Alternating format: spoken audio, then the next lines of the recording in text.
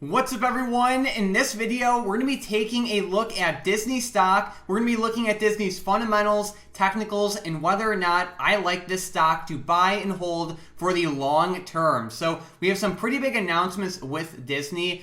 Disney has some major events coming up, and that can really move the stock a lot over the next couple weeks and next couple months. So I think you're going to like this video. Stick with me to the end, and let's get right into it. So Disney is one of those companies that almost everyone knows about. Disney's been around for some time. They have an excellent brand, and they're continuing to grow year after year. On top of that, they have some huge news coming out pretty soon that we're going to talk more about in a couple minutes. But looking at Disney's fundamentals, their revenue has been increasing year by year in a very consistent manner. The only exception to this was in 2020 when the world shut down and COVID definitely hurt Disney's business at least a little bit. But looking in 2019, Disney's revenue was $69.6 billion. In 2020, Disney's revenue was $65.4 billion. So even though Disney's revenue took a decent hit in 2020, it wasn't that bad, especially considering how long Disney's parks had to be shut down for. So it's like, yeah, it sucks that Disney had to close down, but still, even though that their parks were closed down, their revenue wasn't bad. So that's good to see. So that's just one thing to keep in mind. Another thing to be aware of is if we scroll down, we could see that the total assets, total liabilities, and total debt skyrocketed in 2019. And this is because Disney acquired 21st Century Fox. So when looking at Disney's fundamentals, you might see in 2019 some of their metrics might look a little bit skewed, and that is because of the acquisition. So that's just one thing to keep in mind while looking at their, some of their fundamentals. So with everything being said, Disney has some pretty good fundamentals. They're constantly growing. They have an excellent brand. Their price to sales ratio is around 4, which isn't bad.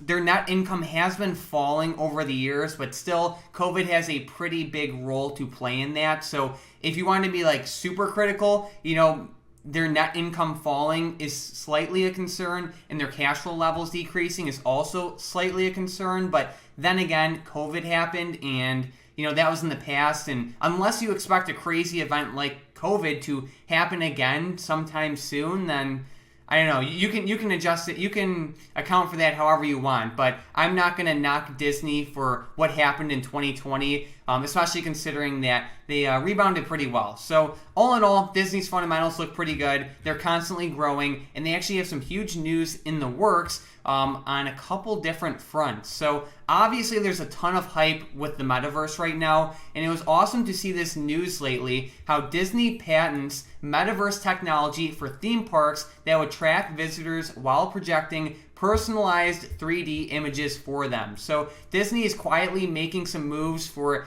a potential Metaverse play in the future. This is always good to see. They're innovating pretty quickly, so I always love to see, quick innovations and the ability and willingness by these major companies to innovate and adjust quickly. So that's always good to see. So I love to see that. They're making some beginning steps for some Metaverse plays. So that's always good to see. On top of that, you guys know I love DraftKings, and Disney actually owns a pretty large stake in DraftKings.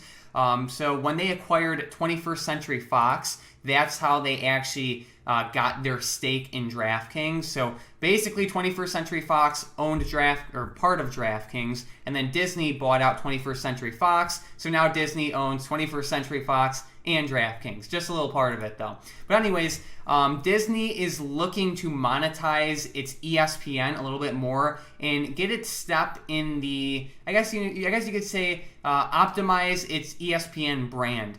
Disney has been in talks with DraftKings and Caesars Entertainment to make a deal with one of those sportsbooks in order, or connecting to their ESPN platform. So that's always good to see. You guys know I love DraftKings, so I'm hoping DraftKings gets the deal. But even if it doesn't, Disney should just do fine, and DraftKings should as well. But we can see that Disney is already a quote-unquote passive investor in DraftKings and owns 6% of its publicly traded stock. So that's good to see. But either way, we can see Disney is making some pretty big and pretty smart moves just overall right now with the metaverse and the sports betting industry. So I love to see that. I love to see companies innovating and playing offense. That's huge. On top of that, if we go back to Disney's revenue for just a quick second, we could see in 2019, like I already said, the revenue was like $69.6 billion, and then in 2020 it was like $65.4 billion. What's important to note is that Disney Plus has been huge for Disney over the past couple years. Disney announced their Disney Plus platform in November of 2019. At the time they announced their Disney Plus, they anticipated Disney Plus to have 60 to 90 million subscribers by 2024. I'm going to say that again. They anticipated 60 to 90 million subscribers by 2024. Today, Disney Plus has 118 million subscribers, and it's only the beginning of 2022. So now, Disney is forecasting 260 million subscribers for Disney Plus by 2024. That is huge. So I know Netflix and other streaming services have had increased competition over the years. Disney is one of those companies where it's kind of a value stock, but there's also some growth sprinkled in there because of their Disney Plus platform, plus their potential sports betting deal, plus their metaverse potential. So it's pretty awesome in that sense. On top of that, Disney also owns Hulu and ESPN Plus, so they forecast to have a total of 300 to 350 million subscribers by 2024. So that's pretty awesome to see, and it's always good news when you hear forecasts like that. But then again, you always have to take forecasts with a grain of salt, and you have to look at the cold hard numbers. And they have 118 million subscribers right now, and they're constantly growing. So I'm pretty confident in Disney's ability to grow their streaming services. So that's awesome there. But let's take a look at Disney's technicals. So Disney's stock chart has been all over the place over the past 3 years. In 2019, when they first announced Disney Plus, their stock was around $153 or so. When COVID hit, the stock fell all the way down to like $80. Since then, it has rallied to $203, and now we're back between a range of like $140 and $145.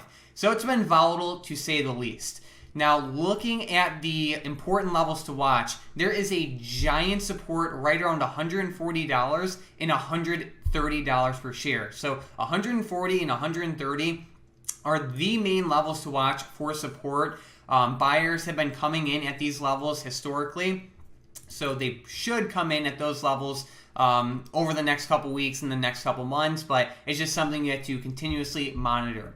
In terms of resistance, I would say the main level is that range right between 148 and 150.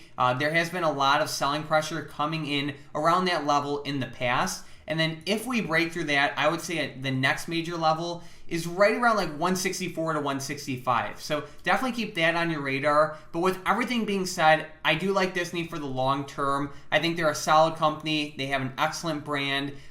They offer a unique mix between they're kind of like a value stock in the sense that their fundamentals are pretty good. They've been around for quite a while, but at the same time they also have a lot of growth potential with some metaverse plays, and then their deal with maybe DraftKings or Caesars, and then of course their Disney Plus platform. So I really do like Disney. I like it at this level. I think the best way to play it is through some short put options, not buying put options, but short sell to open put options. Shares are pretty awesome too, and some call debit spreads. So I really like Disney at this level. Does this mean it's the bottom? Absolutely not. Anything can happen in the short term. The market has been very wild lately. Anything can happen in the short term, but over the long term, with all the reasons I listed in this video, I think it makes for a pretty good play, and there's also a lot of growth potential.